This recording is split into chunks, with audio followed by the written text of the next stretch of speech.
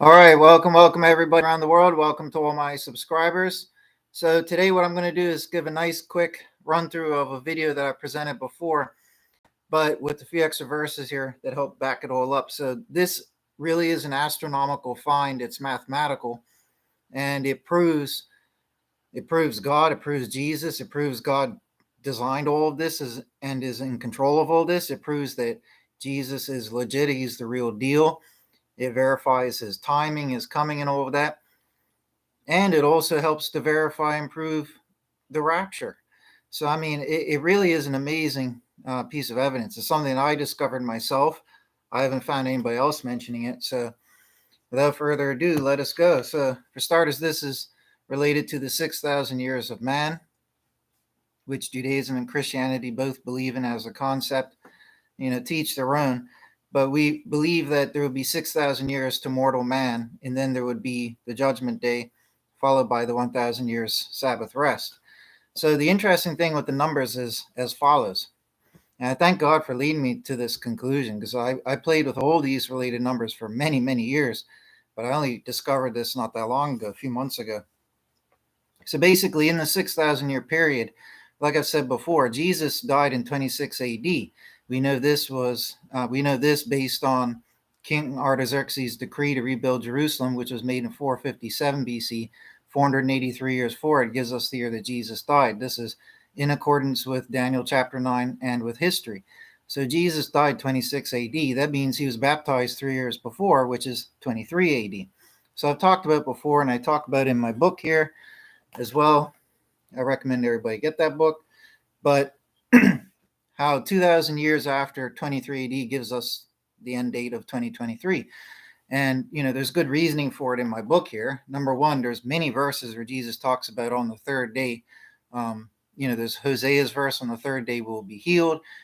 Jesus said many times on the third day he will rise, or he'll be made whole or made perfect on the third day, or after 2 days that it would happen.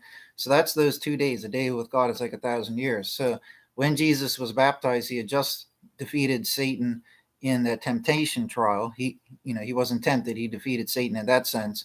And then from that point onwards, there was 2,000 years until the end. Okay. But here's the math. This is the interesting part. And there's many tremendous implications with all those things I just talked about. It's all detailed in my book here, so I recommend get that. It's on Amazon. Very cheap, $11.11. Very fitting. But here's the maths. Okay. One of the other discoveries that I made is that from the year Jesus was baptized in 23 AD, 666 years forward would bring us to when the Dome of the Rock, which was the abomination, was built on the Temple Mount. So construction began in 688. That's the official date, even according to Islam, but it took 2 or 3 years to complete the building. But it cannot be a coincidence that 666 years from when Jesus was baptized and defeated Satan in temptation, that the Dome of the Rock was built on the Temple Mount. That cannot be a coincidence. But today I'm here to talk about the math discovery. Now, that's one unit of 666. I then noticed that if you multiply 666 times 2, okay, and if you carry the remainder, so it's 666.666, but generalizing, 666 times 2 actually equals 1,335 if you carry the 0.666.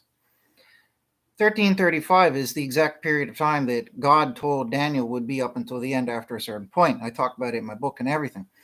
But the key thing is, these are the numbers that God gave us in Daniel.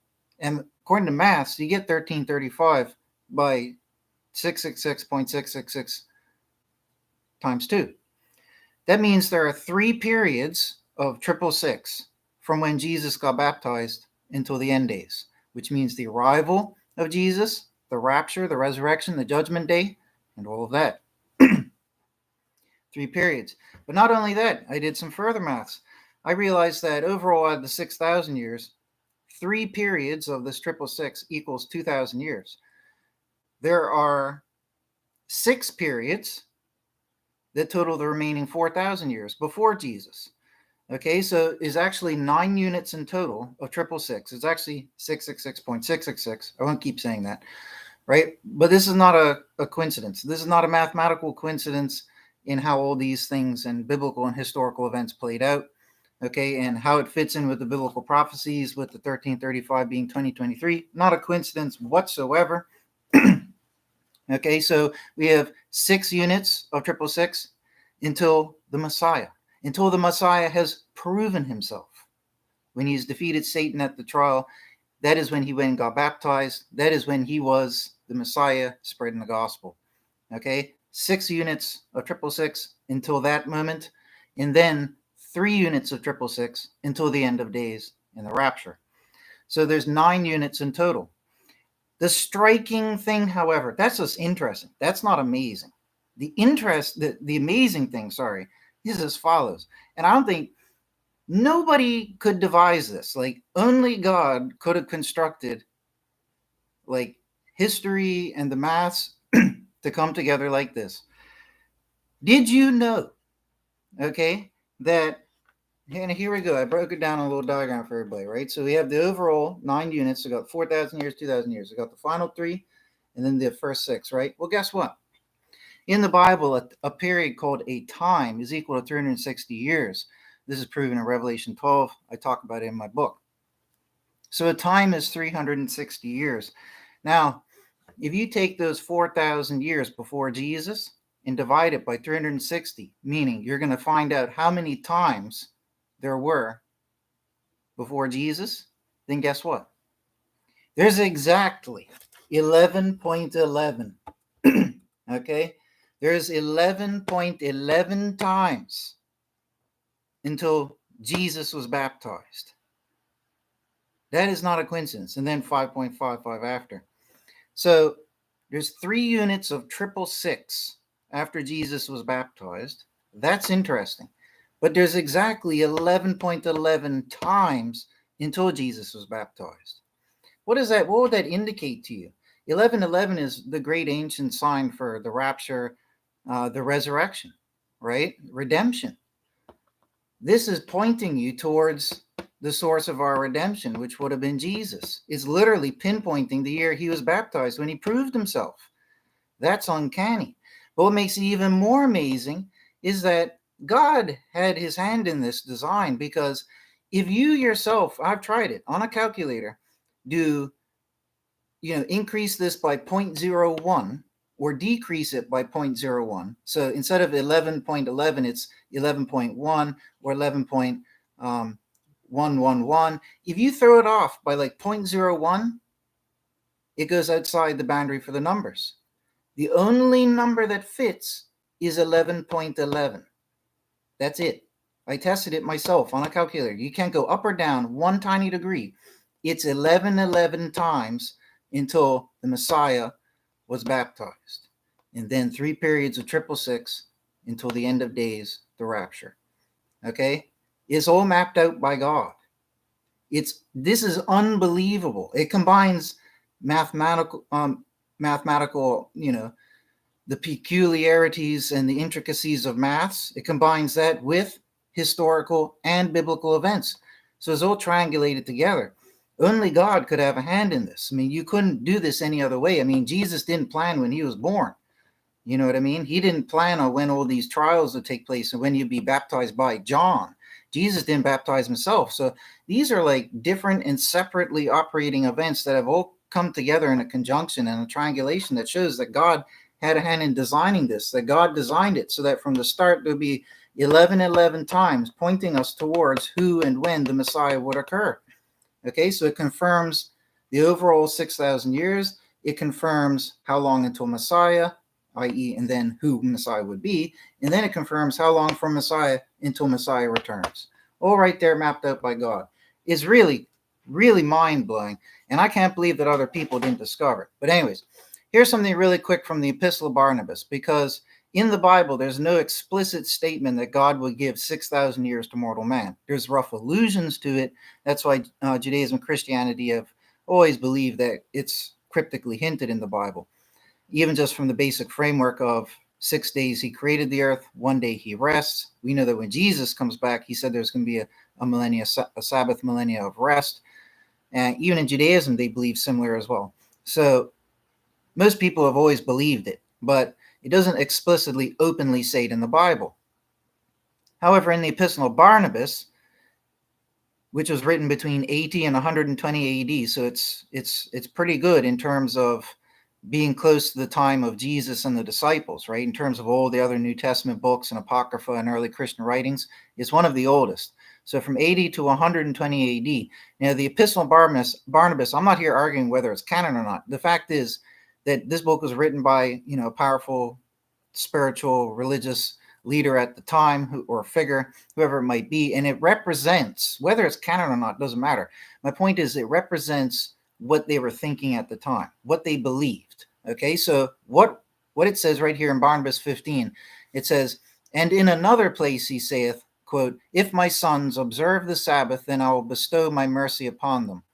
Of the Sabbath he speaketh in the beginning of the creation, quote, And God made the works of his hands in 6 days, and he ended on the seventh day and rested on it, and he hallowed it. So give heed, children, what this meaneth, quote, He ended it in 6 days, end quote. He meaneth this, that in 6,000 years the Lord shall bring all things to an end, for the day with him signifieth a 1,000 years, and this he himself beareth me witness, saying, quote, Behold, the day of the Lord shall be as 1,000 years, end quote. Therefore, children, in 6 days, that is, in 6,000 years, everything shall come to an end. And in verse 5, quote, And he rested on the seventh day, end quote. This he meaneth, when his son shall come, and shall abolish the time of the lawless one, and shall judge the ungodly, and shall change the sun and moon and the stars, and then he shall truly rest on the seventh day. Yea, and furthermore he saith, quote, Thou shalt hallow it with pure hands and with a pure heart. If therefore a man is able, end quote. If therefore a man is able now to hallow the day which God hallowed, though he be pure in heart, we have gone utterly astray. But if after all then, and not till then, shall we truly rest and hallow it, when we shall ourselves be able to do so after being justified and receiving the promise, when iniquity is no more and all things have been made new by the Lord, we shall be able to hallow it then, because we ourselves have been hallowed first. Finally, he saith to them, quote, Your new moons and your Sabbaths I cannot away with, or I cannot stand, depending on your translation.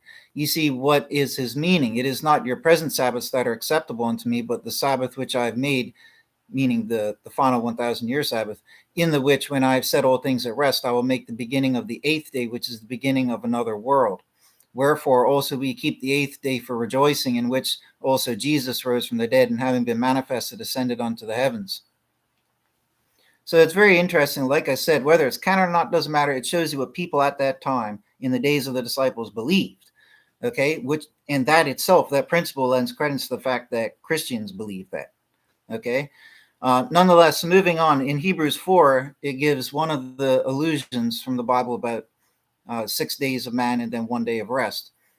It says, We may fear then, lest a promise being left of entering into his rest, any one of you may seem to have come short. For we also are having good news proclaimed, even as they, meaning Israel, but the word heard did not profit them, not being mixed with faith in those who heard. For we do enter into the rest, we who did believe, as he said, So I swear in my anger, if they shall enter into my rest. And yet the works were done from the foundation of the world. For he spake in a certain place concerning the seventh day thus, And God did rest in the seventh day from all his works. And in this place again, if they shall enter into my rest. Since then it remaineth for certain to enter into it, and those who did first hear good news, Israel, entered not in because of unbelief. Again he does limit a certain day. Today, in David saying after so long a time, as it has been said, Today, if his voice you may hear, you may not harden your hearts.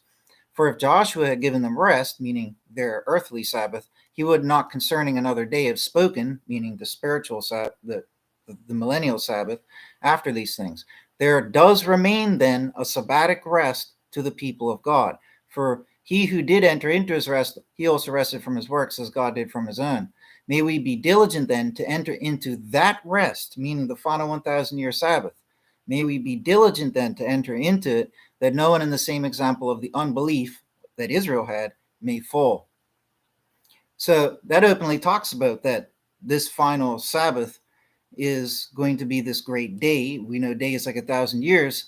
That is an allusion to, okay, 6 days working as mortals, toiling in the soil and all that by the sweat of your brow until the redemption and judgment time comes. And then finally, I thought this was kind of interesting. It may or may not be related, but it could be another cryptic hint to back this all up. If we go to Zechariah 13 and we read, it's talking about how there will be false prophets and they're going to get in trouble for giving false prophecy. And then in verse 5, it says, and one has said, I am not a prophet, a man, a tiller of ground I am, for ground is possession from my youth. And some believe that this could be talking about Jesus. So hear me out, right? And one has said to him, what are these wounds in thy hands? And he said, because I was smitten at home by my lovers. So that's why Christians think that it's talking about Jesus.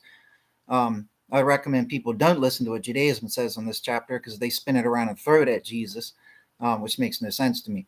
But it doesn't identify this one as one of the false prophets. It just says, and one has said, I am not a prophet.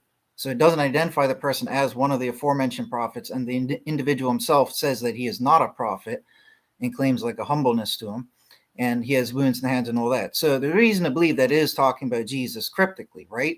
And look what the next verses say. Verse 7, sword, awake against my shepherd and against the hero, my fellow, in affirmation of God of hosts. Smite the shepherd and scattered is the flock. So this would be right after 3 years after Jesus got baptized, right? When he got put to death, that's smiting the shepherd, scattered as the flock will be the exile, and I put back my hand on the little ones. And it has come to pass in all the land, in affirmation of God, 2 parts in it are cut off, they expire, and the third is left into it. And I brought the third into fire and refined them like a refining of silver, and have tried them like a trying of gold. It does call in my name, and I answer it. And I have said, my people it is, and it has said, God is my God. So I don't think it's too reaching to say when God says the 2 parts are cut off and the third is left, is it talking about the 2 parts that had just transpired until the mentioned Jesus figure? And then after that, there'd be 1/3 left. And that 1/3 that's left is going to be put through fire. I think there's reason to believe he could also be talking about that.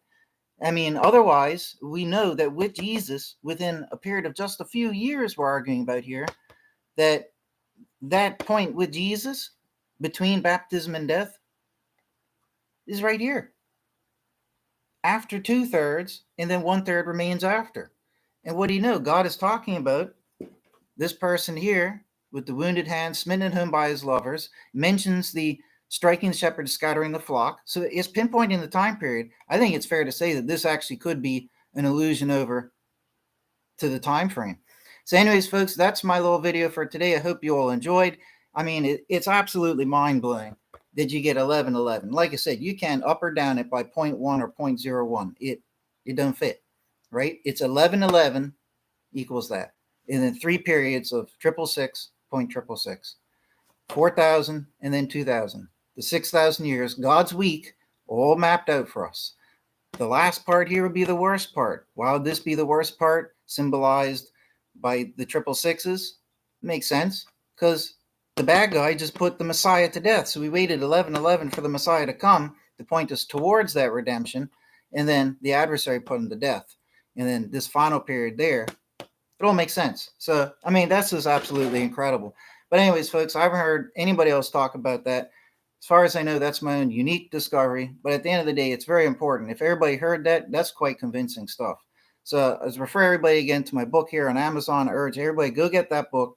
7 Pillars of Scriptural Proof is absolutely amazing. It deserves to go down in the record books and the theology books and everything. It is, the discoveries are that amazing, 4 of which are uniquely my own out of the 7. So anyways, take care, folks. God bless you all.